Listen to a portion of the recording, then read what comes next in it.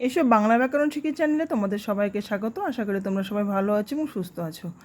তো আজকে তোমাদের নোট দেব সাহিত্যের ইতিহাসের বাংলা সঙ্গীত জগতে গায়ক ও সুরকার রূপে হেমন্ত মুখোপাধ্যায়ের স্থান নিরূপণ করো।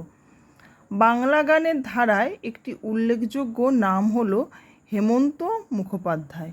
1920 থেকে 1989। তিনি একাধারে গায়ক, সঙ্গীত নির্দেশক এবং চলচ্চিত্র প্রযোজক। তিনি বাংলা আধুনিক গানের স্বর্ণযুগের অন্যতম একজন কারিগর। তিনি হিন্দি সঙ্গীত জগতে হেমন্ত কুমার নামে পরিচিত। পয়েন্ট করবে আত্মপ্রকাশ। শৈলেন দাশগুপ্তের তত্ত্বাবধানে 1937 সালে বাংলা বেসিক ডিস্কের গানে তার আত্মপ্রকাশ। 1941 সালে নিমাই সন্ন্যাস ছবিতে, নিমাই সন্ন্যাসটা সিঙ্গেল কোটেশনের মধ্যে, ছবিতে গান গেয়ে নৈপথ্য শিল্পী হিসাবে পথ চলা শুরু হয়। তারপর প্যারা চেঞ্জ করে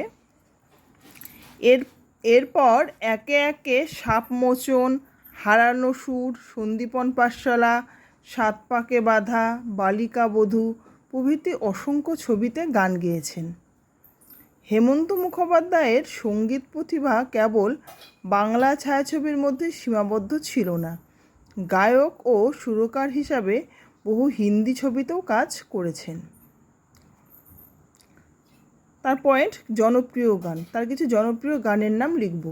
হেমন্ত মুখোপাধ্যায়ের গাওয়া অসংখ্য গানের মধ্যে কিছু জনপ্রিয় গান হলো আয় খুকু আয়, আমায় প্রশ্ন করে নীল ধ্রুবতারা, নীর ছোট ক্ষতি নেই, মুছে যাওয়া দিনগুলি, এই পথ যদি শেষ না হয় প্রভৃতি। তোমরা অন্য গানের নামও লিখতে পারো।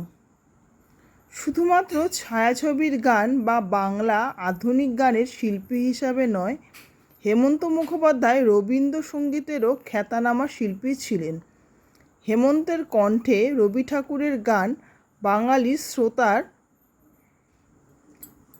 এটা তালিবস্য হবে বানানটা, শ্রোতার হৃদয় স্পর্শ করে। পুরস্কার। হেমন্ত মুখোপাধ্যায় 1986 সালে